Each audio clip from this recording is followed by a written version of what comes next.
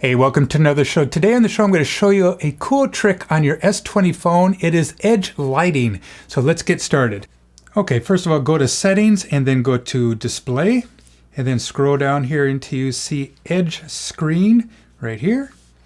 And then you have Edge Panel and Edge Lighting. So this is kind of a cool way that it tells you that there's a notification. It kind of lights up your screen.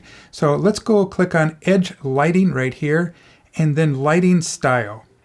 And you'll see that there are many different types of lighting styles. You can choose the one that you like.